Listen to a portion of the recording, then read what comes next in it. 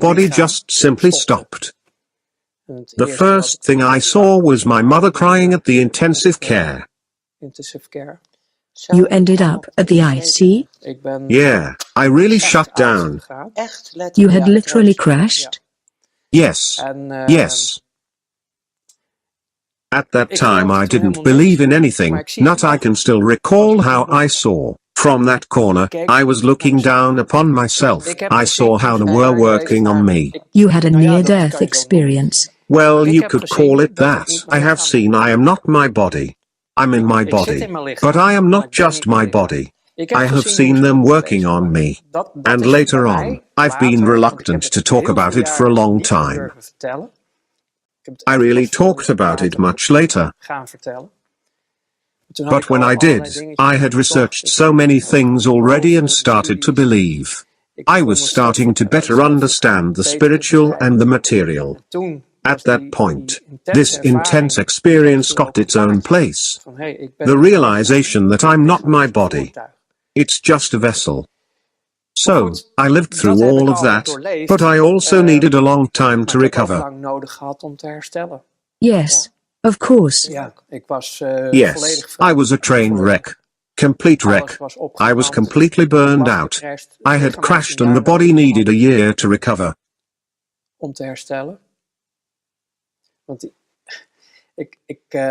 Because I don't really want to get into it now, but in those circles, I got tortured physically during my exit time.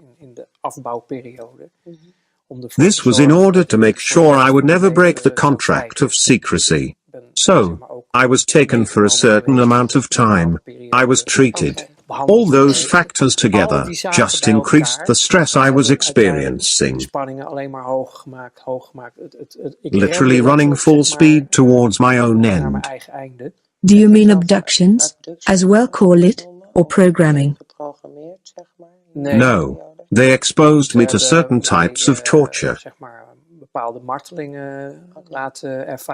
That makes sure you'll never damage anyone in that world. I didn't realize that back then, so this is all from hindsight. It did all happen that way. So the end of my first life was so extreme that I couldn't handle it anymore. I couldn't handle it anymore, in no way. However, my mind power was so strong that it only happened within to my own body. That was, well, I didn't know what to do anymore. There were no options left for me. So that is why sometimes I think, of course that is not true, but I wish, like so many colleagues, I had taken the drugs and alcohol route. At least my end would have been more gentle, because most of them are just dead by now. Even though I know there are more strawmen walking around, there are little still alive whom I knew back then. Most of them are already gone. Well, I was dead too. But I'm still here. So, you still have something left to do? Yes, I suppose you could say that.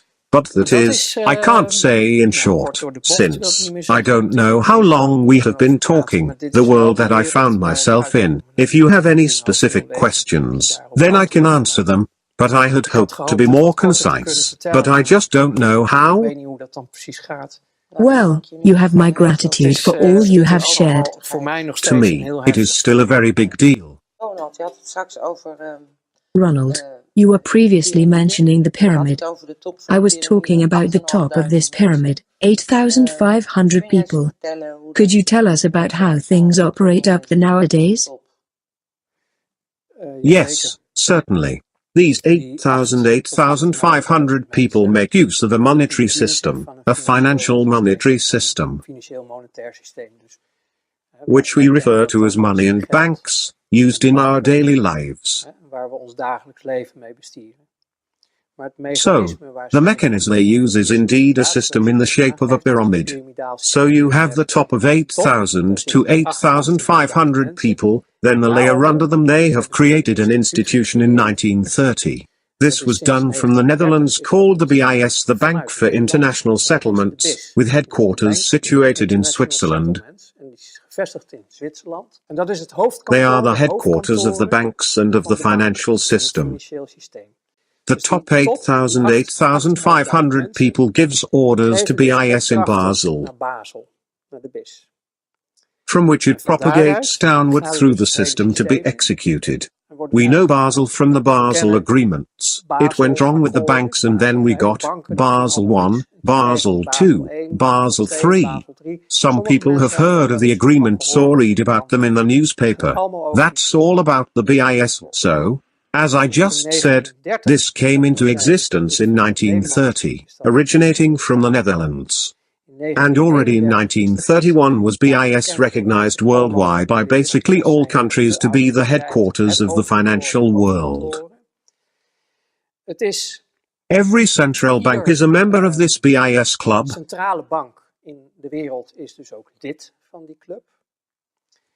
Which is a civil organization, not a governmental one, who have a headquarters agreement that describes in total what the BIS stands for.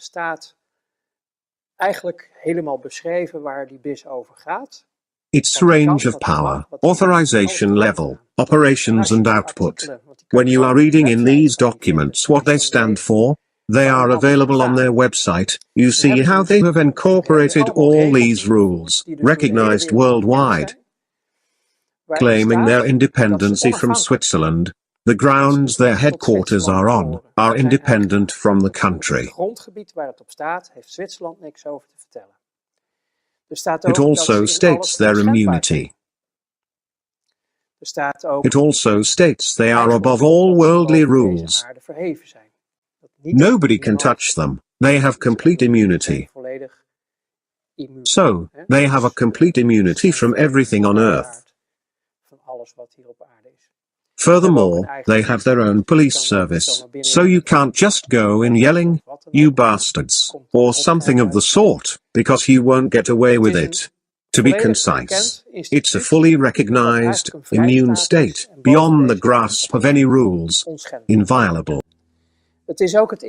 This institute was also the location during World War I and before, in which the so-called enemies, the Nazis and their allies met up, in which they traded gold raided from Jewish people of states or other people.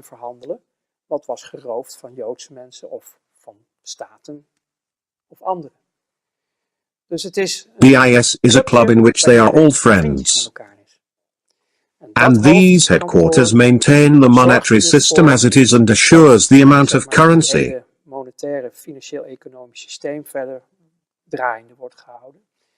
At the so-called bottom of the pyramid, where all value is located at the bottom means real life there where people live, where the earth is, nature. And the real value at the bottom of the pyramid is being extorted. They do this by using the financial system. Under the central bank, the BIS, we find the IMF, the International Monetary Fund. People can read about this in the newspapers, and the World Bank. These two institutes often help countries when needed. What they really do is create debt in these countries in such a way that they will never be able to pay it off. They actually calculate the amount needed in order to ensure this fact, enabling them to increase the grip they have on a country or continent such as Africa, which is rich in resources, very rich. Through their connections with friends, multinationals, they can extort the value from the countries by allowing them to pay in kind, resources for the debt they'll never be able to resolve. So, they pay with labor, slave labor you could say, I suppose. Yes, and the only requirement is buying off the top within such a country. Blackmail them with children, or severance pay. You name it. You buy them off and then you own them. So, this was the first layer under BIS, the World Bank and IMF. The next layer would be the central banks. Again, all civil organizations, independent from governmental organizations, amongst which, nowadays, we have the Central Bank of Europe. We used to also have the national banks in this layer, but they have been demoted to being side offices of the Central Bank of Europe. Where do we find the city in this story? You mean the City of London? This is also a free state. As in Vatican City? Yes, Vatican City. There is also such a place in Washington. There are many free states in the world at the same level, like the BIS in Basel. Vatican Bank in Vatican City is an example of such a free state. When we take the City of London, and we can speak of one of the biggest financial cores of the world, which for example determines the gold rate.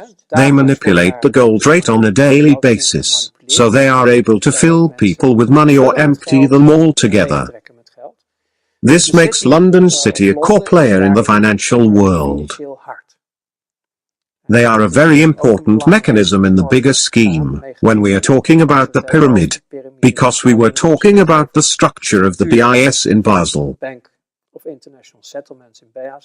then IMF and World Bank, then the central banks like the Federal Reserve in America and others.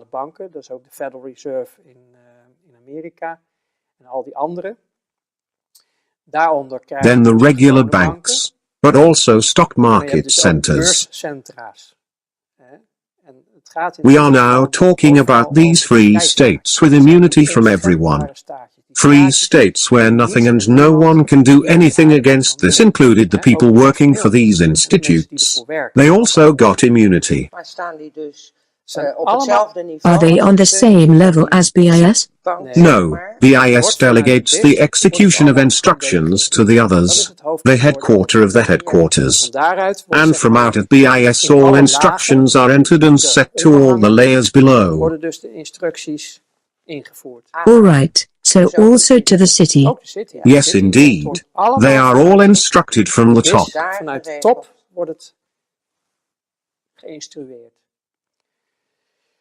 So, to pick up from the regular banks we just mentioned, under them we find the multinationals, and then below we find the governments. And finally under them we find ourselves, the people, the real life. And one of the mechanisms they use, something we have accepted as normal, is the interest rate. In our society, money is created from a contract, based on debt. So, let us take this piece of paper. You go to the bank, we all are familiar with this principle, and ask for a loan or a mortgage, and you put your signature. The moment you do this, they create a debt on one side on your bank account and a credit on the other side. The credit goes to whatever you were trying to buy, car, house, etc.